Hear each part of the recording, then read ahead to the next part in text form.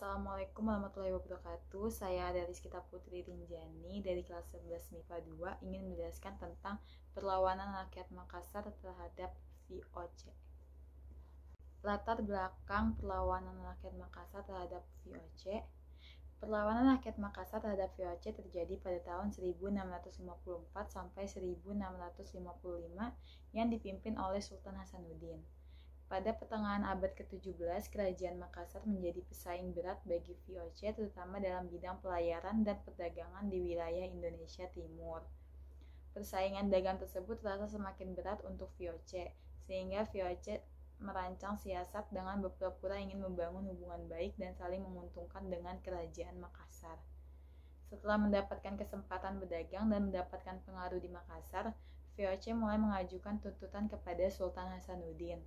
Tuntutan VOC terhadap Makassar ditentang oleh Sultan Hasanuddin dalam bentuk perlawanan dan penolakan semua bentuk isi tuntutan yang diajukan oleh VOC yang sangat ingin menguasai perdagangan di daerah Indonesia Timur. Oleh karena itu, VOC selalu berusaha mencari jalan untuk menghancurkan Makassar, sehingga terjadilah beberapa kali pertempuran antara rakyat Makassar melawan VOC. Sebab umum dan khususnya. Sebab umum dan khusus VOC ingin menguasai Makassar terdiri atas 3, yaitu yang pertama, Belanda menganggap Makassar sebagai pelabuhan. Yang kedua, Belanda mengadakan blokade ekonomi. Yang ketiga, Sultan Hasanuddin menolak monopoli perdagangan Belanda. Jalannya pertempuran Makassar. Pertempuran pertama pada tahun 1633 dan kedua pada tahun 1654. Pertempuran itu diawali perilaku VOC yang menghalang-halangi perdagangan keluar masuk Makassar.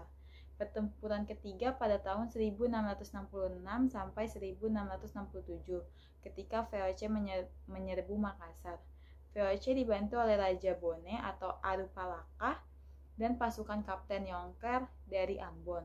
VOC yang dipimpin Spelman menyerang lewat jalur laut, sementara Arupala menyerang lewat darat dan berhasil mendorong pasukan Bugis atau Makassar agar melakukan pemberontakan kepada Sultan Hasanuddin dan melakukan penyerbuan. Pada singkat cerita, Sultan Hasanuddin menyerah dan didesak untuk menandatangani perjanjian Bongaya pada tahun 1667. Tokoh pertempuran Makassar yaitu Sultan Hasanuddin.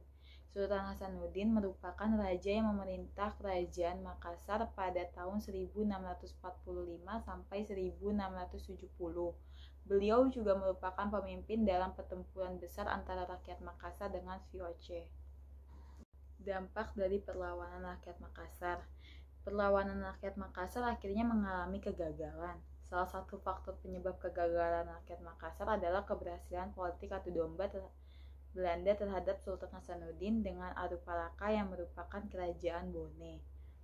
Pada akhir peperangan, Sultan Hasanuddin dipaksa menandatangani perjanjian Bongaya pada tahun 1667 yang isinya sangat merugikan pihak Makassar.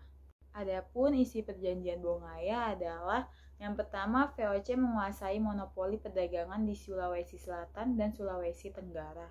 Yang kedua, Makassar harus melepas seluruh daerah bawahannya seperti Sopeng, Luwu, Wajo, dan Bone. Yang ketiga, Arupalaka diakui sebagai Raja Bone.